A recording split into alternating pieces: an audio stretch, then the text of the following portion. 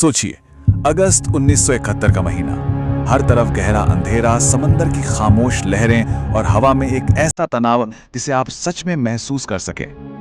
आज के इस एक्सप्लेनर में हम इतिहास के एक ऐसे सीक्रेट ऑपरेशन की गहराई में उतरने वाले हैं जिसने 1971 की पूरी जंग का रुख पलट कर रख दिया, ऑपरेशन जैकपॉट। चलिए सीधे उन्हीं खामोश और खतरनाक लहरों में चलते हैं जहां ये पूरी कहानी रची गई। अब 45 ये कोई मामूली नंबर नहीं है, जरा इस बात पर गौर कीजिएगा। एक ही रात में 45 विशालकाय कार्गो शिप्स को पूरी तरह से तबाह कर दिया गया। और सबसे हैरानी की बात जानते हैं, एक भी गोली नहीं चली, कोई फाइटर जेट नहीं, कोई भारी भरकम बम्बरचक विमान नहीं। फिर भी एक ही झटके में दुश्मन की सप्लाई चेन को पूरी तरह से अपाहिज कर दिया गया। ये मिलिट्री हिस्ट्री का एक ऐसा कारनामा है जिस पर आज भी यकीन करना मुश्किल लगता है। अब सवाल ये उठता है कि ऐसा हुआ कैसे?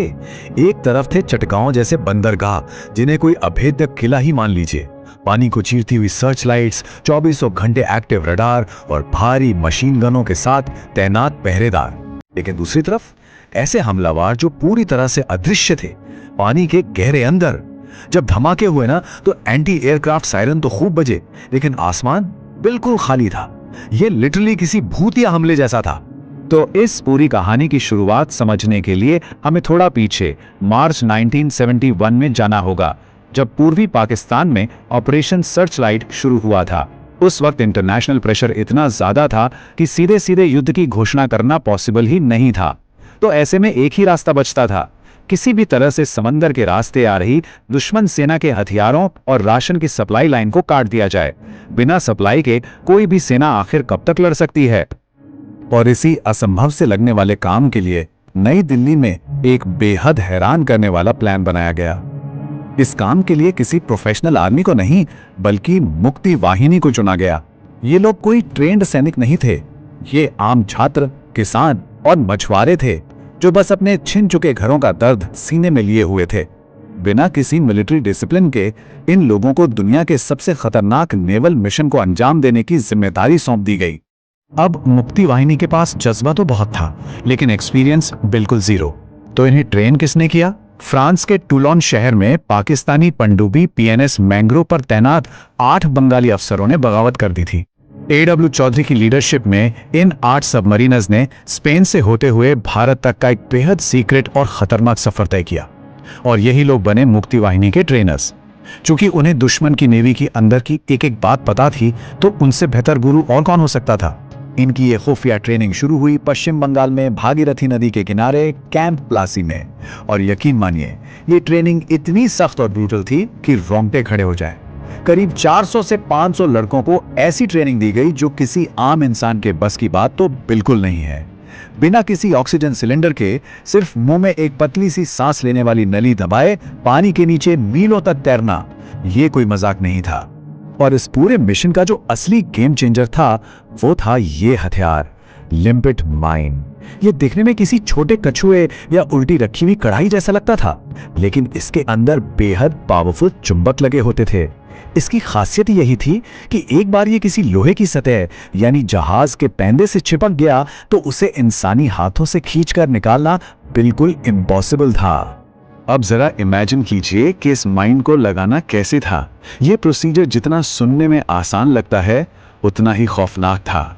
घुप अंधेरे में पानी के नीचे तैरते हुए दुश्मन के जहाज तक पहुंचना, फिर चाकू से लोहे पर जमी काई को खुरचकर साफ करना, उसके बाद उस भारी भरकम माइन को वहां चिपकाना और आखिर में सेफ्टी पिन खींचकर केमिकल टाइमर को चालू करना। एक भी गलती और मिशन वहीं के वहीं खत्म।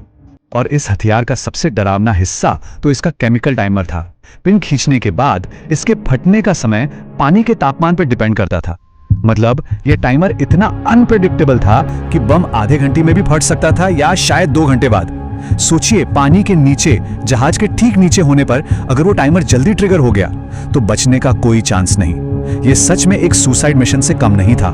खैर, मिशन की तैयारी तो हो गई, लेकिन इन कमांडोज को हमले का सिग्नल कैसे मिलता? इसके लिए ऑल इंडिया रेडियो का बड़ा ही स्मार्ट तरीके से इस्तेमाल किया गया। 13 अगस्त को रेडियो पर पंकज मलिक का एक मशहूर गाना बजा, आमार पुतुल। दुनिया को लगा कि ये बस एक मासूम सा गाना है, लेकिन गहरे पानी में छिपे उन कमांडोज के लिए ये एक स्टैंड बाय सिग्नल था। जिसका सीधा मतलब था कि अगले 24 घंटों के अंदर अंदर अटैक करना है। और फिर आया 14 अगस्त का दिन। रेडियो पर गाना गूंजा, आमी तुम आए। ये फाइनल अटैक सिग्नल था। बिल्कुल उसी वक्त जब दुश्मन सेना अपनी आजादी का जश्न मना रही थी, ये कमांडोज घने अंधेरे में अपनी जान हथेली पर रखकर मौत के इस खेल को अंजाम देने के लिए पानी में उतर गए। टाइमिंग देखिए क्या गजब की चुनी गई थी। अब जरा इन जवानों के गियर पर नजर डालिए। कोई हाईटेक मिलिट्री इक्विपमेंट नहीं था इनके पास। जमे हुए ठंडे पानी से बचने के लिए उन्होंने अपने शरीर पर खूब सारा ग्रीस और तेल मल लिया। पैरों में रबर के स्विमिंग फिन पहने, कमर पर एक साधारण सा सूती गमछा था जिसमें थोड़ा सा सूखा खाना और एक चाकू बंधा था। और हाँ, सीने से चिपकी हुई वो मौत की मशीन, लिम्पिट माइन। एक तरफ लोहे के पहाड़ जैसे जहाज थे और दूसरी तरफ ये निहत्थे लेकिन फौलादी इरादों वाले लोग। पानी के अंदर तैरते हुए सबसे बड़ा खतरा था ऊपर घूमती हुई गश्ती नौकाएं और उनकी सर्च लाइट्स। कमांडोज सांस लेने के लिए जो पतली सी नली इस्तेमाल कर रहे थे, अगर उससे एक भी हवा का बुलबुला ऊपर आ जाता तो ऊपर से मशीन गनों की गोलियों की बरसात शुरू हो जाती। हर एक पल कितने सस्पेंस और डर से भरा होगा, ये सोचकर ही सिहरन होती है। जैसे तैसे उन्होंने जहाजों की काई साफ की और माइंस को सेट कर दिया। टाइमर टिक टिक कर रहा था। अब इन पूरी तरह से थक चुके कमांडोज के पास वहां से जान बचाकर निकलने के लिए सिर्फ और सिर्फ 45 मिनट का टाइम था। समय रेत की तरह फिसल रहा था और एक एक सेकंड भारी पड़ रहा था। और फिर रात के 4:15 बजे पहला धमाका हुआ और उसके बाद तो जैसे धमाकों की झड़ी लग गई। चटगांव, मोंगला, चांदपुर और नारायणगंज के पोर्ट्स एक साथ दहल उठे। जहाजों से तेल रिसकर पानी पर फैल गया और उसमें आग लग गई। ऐसा लग रहा था मानो पूरी की पूरी नदी ही आग की दीवार में बदल चुकी हो। उस खामोश रात का सन्नाटा एक अकल्पनीय तबाही में बदल चुका था। इस ऑपरेशन की मारक क्षमता बिल्कुल अचूक थी। इस एक हमले में करीब 1 लाख टन रसद और हथियार तबाह हो गए। 45 कार्गो जहाज या तो डूब गए या पूरी तरह से बेकार हो गए। सारे बंदरगाह इस कदर जाम हो गए कि कोई भी नया जहाज अब अंदर आ ही नहीं सकता था। इस एक मास्टर स्ट्रोक ने दुश्मन की सप्लाई लाइन की पूरी रीढ़ ही तोड़कर रख दी। और ये सिर्फ कुछ जहाजों का डूबना भर नहीं था, ये एक बहुत बड़ी स्ट्रैटेजिक और साइकोलॉजिकल हार थी। इस गुप्त ऑपरेशन ने कब्जा करने वाली सेना के मनोबल को जड़ से हिला दिया था।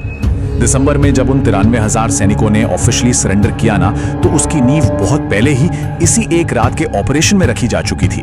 ये वो फाइनल ब्लो था जिसने युद्ध का नतीजा तय कर दिया।